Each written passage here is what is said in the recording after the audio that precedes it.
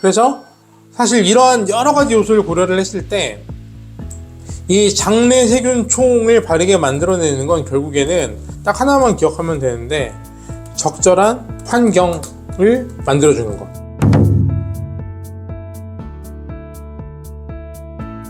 대장균에는 유익균과 유해균이 있는데 사실 이걸 좀 더 정확하게 표현하면 약간 정확한 명칭은 아닌데 중도균이 있어요.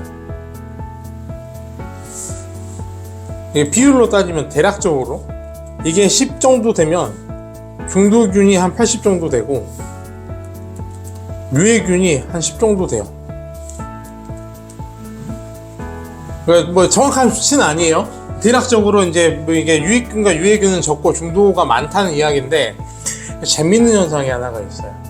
이게 선거도 보면은 좌파가 있고 우파가 있고 중도가 있잖아요.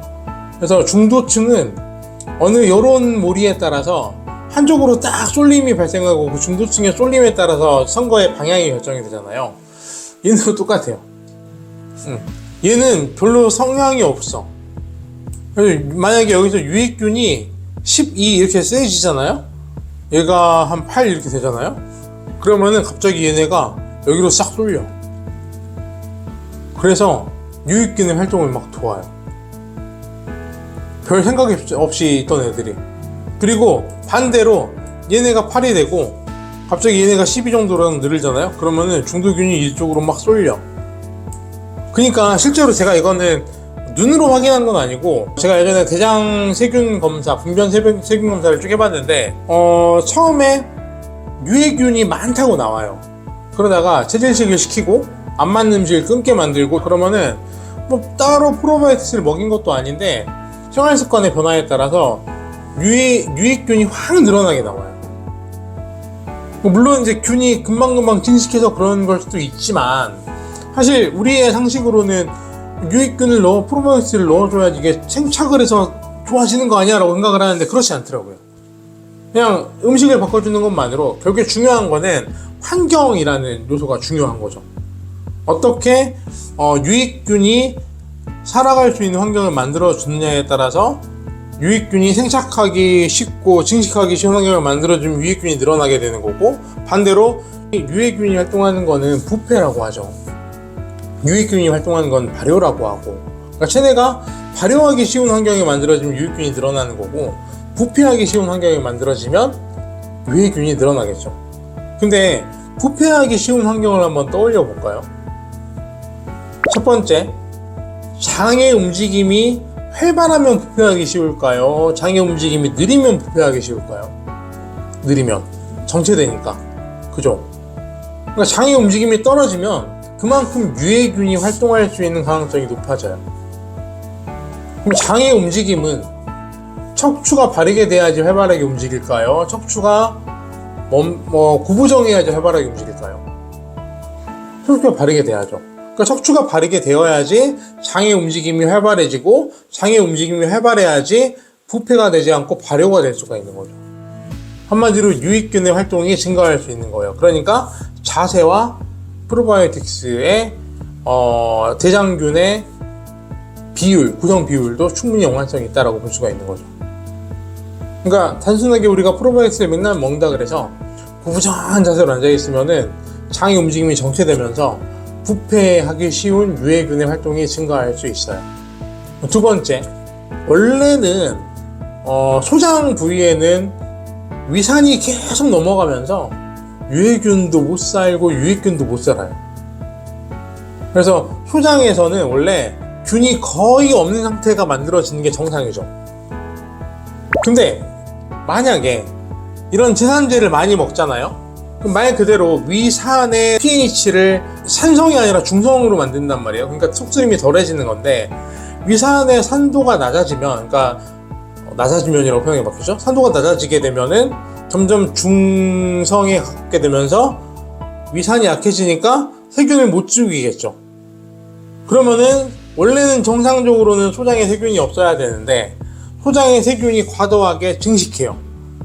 그런 상태를 병명으로 뭐라고 부르냐면 소장 내 세균 과다 증식증이라 그래요. 이거를 이제 조금 더 유식하게 표현하면은 Small Intestine 박테리얼 오버그로우스라 그래서 15라고 표현을 하는 거죠.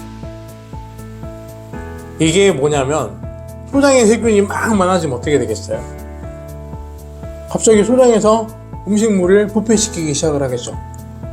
그러면은 가스가 차겠죠.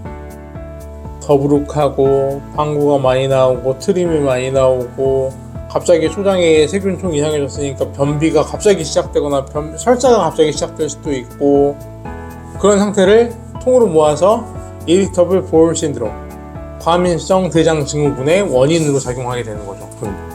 그러니까 위산이 약해지는 것 또한 세균총의 변화를 야기시킬 수 있는 중요한 역할 중에 하나인 거예요. 식습관도 마찬가지고.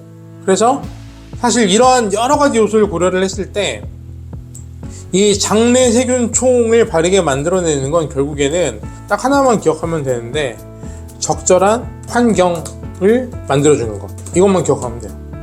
환경을 어떻게 만들어낼 것이냐, 올바른 자세를 만들어내고 올바른 식습관을 만들어내고 올바른 수면 습관을 만들어냄으로써 우리 몸에 적절한 환경이 만들어지게끔 유도하면 되는 거죠. 이제 뭘 생각하면 되냐면은 인체는 항아리예요. 항아리. 인체는 항아리. 음식물을 담아놓는 항아리.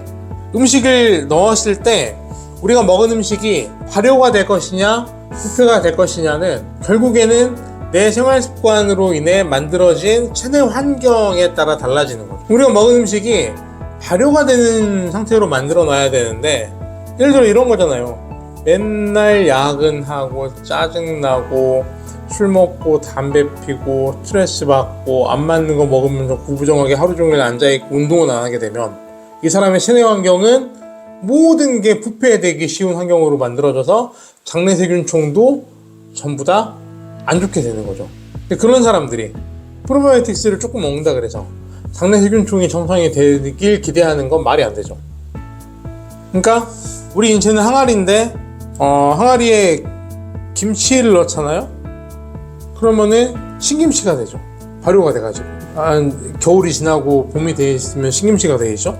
이런 과정은 발효라고 하죠. 근데 항아리를 대충 이제 열어놓고 사과 쪼가리를 몇 개 던져놓으면은 환경이 제대로 안 만들어지니까 사과가 발효가 되지 않고 부패가 되기도 해요. 그러면은 사과가 발효가 될 것인지 부패가 될 것인지를 결정하는 요인은 항아리에 놓여있는 환경에 따라 달라지는 거죠.